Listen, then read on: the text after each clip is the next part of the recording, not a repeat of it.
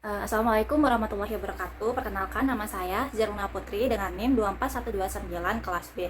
Di sini saya akan membahas cita-cita saya dalam 5 tahun ke depan, di mana saya mempunyai cita-cita menjadi pemilik usaha floris dan mempunyai kebun bunga sendiri.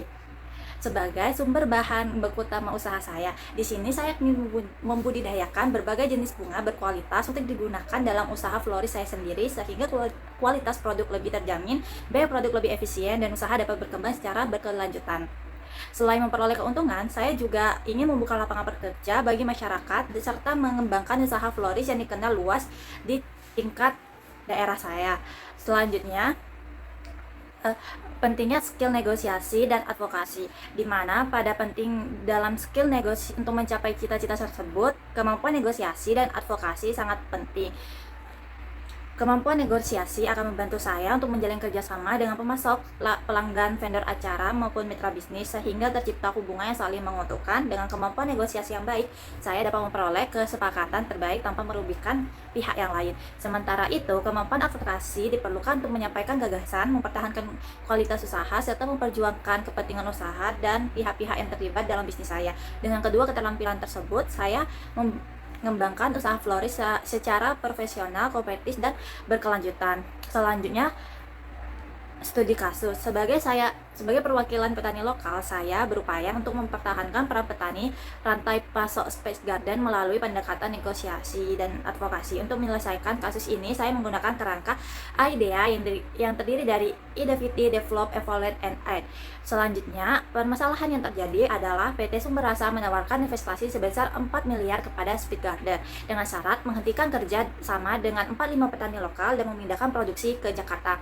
Jika syarat tersebut diterima, petani lokal akan kehilangan pasar tetap dan sumber pendapatannya. Selain itu, Spice Garden juga berisiko kehilangan identitas sebagai restoran mengutamakan bahan organik lokal selama ini menjadi daya tarik bagi wisatawan yang ada. Selanjutnya, dengan cara development dengan mengembangkan alternatif dan solusi.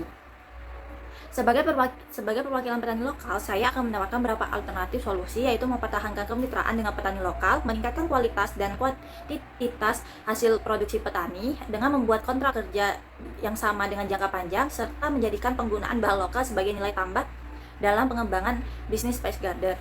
Menurut saya, alternatif tersebut merupakan solusi yang paling menguntungkan bagi semua pihak. Spice Garden tetap dapat melakukan ekspansi bisnis tanpa kehilangan identitas lokalnya. PT Sumber Rasa yang berkelanjutan di daerah istimewa Yogyakarta. Sebagai langkah tindakan, saya akan membentuk perwakilan petani lokal untuk menegosiasi secara resmi dengan manajemen Spice Garden dan PT Sumber. Selanjutnya, gambar SNA Social Network Analysis ini pada Spice Garden menjadi aktor utama karena terhubung langsung dengan seluruh pihak. Petani lokal berperan sebagai pemasok bahan baku organik, PT Sumber Rasa sebagai investor, dan Dinas Pariwisata dan media kuliner sebagai pihak yang mendukung promosi citra usaha. Sedangkan wisatawan merupakan konsumen dari jaringan ini. Terlihat bahwa hubungan Spice Garden dan petani lokal memiliki peran yang sangat penting karena mendukung kualitas produk, identitas restoran, dan keberlanjutan ekonomi masyarakat lokal. Oleh karena itu, hubungan tersebut perlu dipertahankan meski bisnis mengalami ekspansi.